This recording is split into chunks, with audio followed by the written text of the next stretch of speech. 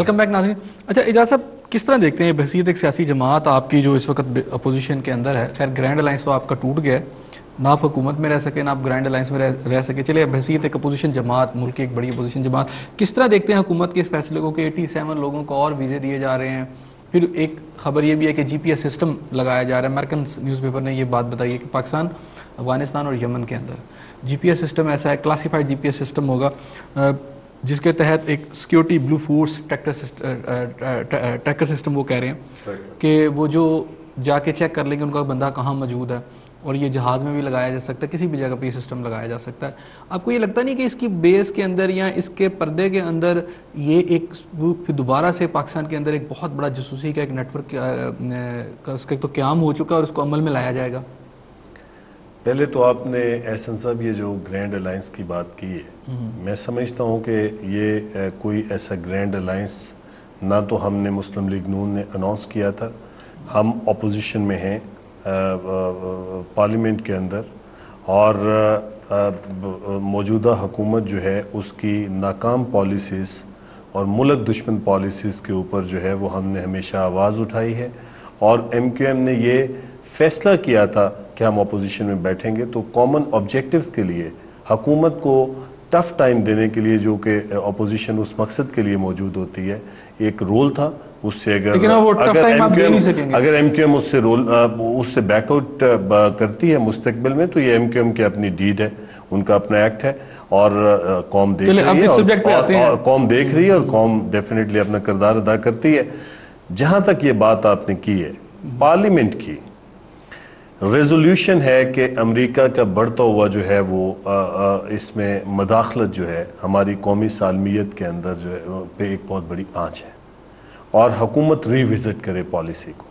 लेकिन अमली तौर पे हम जब देखते हैं कि जी यहाँ पे बहुत सारे लोग जो हैं जब पकड़े जाते हैं तो वो बग़ैर किसी वीज़ा के ऊपर अमेरिकन जो है वो जहाज़ों पे बैठ के यहाँ पे आके बग़ैर क्लियरेंस के पाकिस्तान में आ रहे हैं, तो आप पाकिस्तान में जो फॉरेन इंटेलिजेंस एजेंसीज़ हैं उनका ऑलरेडी नेट जो है मौजूद है, जिसमें CIA का सबसे स्ट्रॉन्ग नेट मौजूद है, जिसके ऊपर टाइम टू टाइम उसके शवाहद भी सामने आए। हम ज़ाती तौर पे समझते हैं कि जहाँ पे वो अपनी एक्सेस में कमी समझते हैं, इस सिस्टम के तहत वहाँ तक वो एक्सेस चाहते हैं। अच्छा, आप जैसे भी कह रहे हैं कि हम पार्लियामेंट ने कहा था कि रिविज़िट करें सारी पॉलिसी को, लेकिन वजारत ख़ारजा ने पार्लियामानी कमेटी बराए कौमी सलामती, जिसके सरबराह रज़ा रब्बानी साहब हैं, उसको जो रिपोर्ट पेश की, उन्होंने ये कहा कि जी अमेरिका से ताउन के बारे में तरीक़ाकार पर नज़रसानी की गई है, यानी कर ली है, और तरीक़ाकार का से नो तयन किया जा रहा है। लेकिन साथ ही वो ये कहते हैं, हिदायत की है पार्लियामानी कमेटी, ये चाहती है, उसने वजारत ख़ारजा और गवर्नमेंट से जो सिफारिशात दी हैं, उन्होंने ये कहा है कि जी गैर मुल्कियों को जो वीज़ों का इजरा है, इसके हवाले से इख्तियारात को वजारत ख़ारजा तक महदूद रखा जाए। इस बारे में दीगर इदारों का ज़्यादा अमल दखल नहीं होना चाहिए। यानी अगर इसमें खुफिया एजेंसियों के जो लोग हैं वो चेक करते हैं कि किन लोगों को वीज़े दिए गए हैं, तो उनको ये इख्तियार नहीं होना चाहिए वो चेक करें। इसका मतलब ये है कि हम पहले से ज़्यादा स्ट्रॉन्ग एक पूरे सिस्टम के साथ हम बात तो ये करते रहे कि हम अमेरिकन को या उनके जो जासूसी का नेटवर्क है यहाँ से निकाल रहे हैं, लेकिन अमलन हम उससे कहीं ज़्यादा बढ़ा रहे हैं। बिल्कुल ऐसे ही है। देखें, अगर गवर्नमेंट ये कहती है कि वो इक़दामात जो पार्लिमानी पार्टी ने तजवीज़ किए हैं वो कर लिए गए, तो कौम को एतमाद में क्यों नहीं लिया गया? हमें नज़र क्यों नहीं आ रहा? अब तो ये पार्लियामेंट की रेजोल्यूशन के बिल्कुल एंटी काम हो रहा है, एंटी काम हो रहा है, और ये बहुत बड़ा क्वेश्चन मार्क है। मैं ज़ाती तौर पे ये समझता हूँ कि जो इंटरनेशनल लॉज हैं रिलेटिंग टू इमिग्रेशन, उनको हर मुल्क पे लाजम है कि वो दूसरे मुल्क की सॉवरेनिटी का ख्याल रखे और उनको फॉलो करे। लेकिन लगता यह है कि मौजूदा वफाकी हुकूमत जो है वो हकूक जो कि कानून उनको देता है, उनको भी जो है वो बुरवेकार लाने के लिए तैयार नहीं है। ठीक हो गया। हमें उन हालात हमें नहीं समझ आ रही कि पाकिस्तान के मफादात को इस तरह सालमी अपनी कौमी खुद मुख्तारी को दौ पर लगाकर कैसे उसको जो है वो इंश्योर किया जाता है। इसी तरफ मैं इसी पॉइंट पे जैसा आपकी तरफ आता हूँ, उन्होंने कहा जी कौमी खुद मुख्तारी को दौ पर लगाकर। आप कोर कमांडर कराची भी रहे हैं, जनरल के लेवल पे आप रिटायर हुए, और आपने पाकिस्तानी फ़ौज की बहुत ज़्यादा सर्विस पाकिस्तानी फ़ौज में रह के भी की, मुल्क की भी सर्विस की।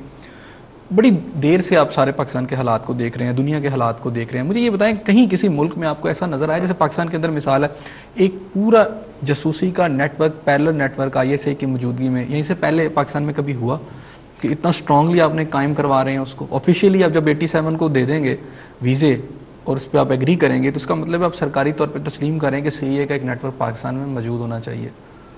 देखें जी, बात ये है सारी की सारी कि पाकिस्तान गवर्नमेंट इस वक्त शशोपंज में थी कि करना क्या है, जबकि 2 मई का वाक़या हुआ, फिर उसके बाद कोई ना कोई वाक़या ड्रोन हमलों का होता गया। सबसे मुश्किल बात तो ड्रोन हमले हैं, उनके साथ हमें सद्देबाब कुछ करना चाहिए ताकि वो तो ख़त्म किया जाए। वो तो बढ़ गए हैं, वो तो चलते जा रहे हैं, तो हमारे लोग शहीद होते जा रहे हैं और कोई उनका सद्देबाब नहीं है, कोई उनका फरसाने हाल नहीं है। तो आप देखिएगा कि ये तो बहुत ही नाइंसाफ़ी है हमारी कौम के साथ। और ये जो इंटेलिजेंस वाले CIA वाले आ गए हैं, CIA का क्या ऑब्जेक्टिव है पाकिस्तान के अंदर, क्यों आए हैं?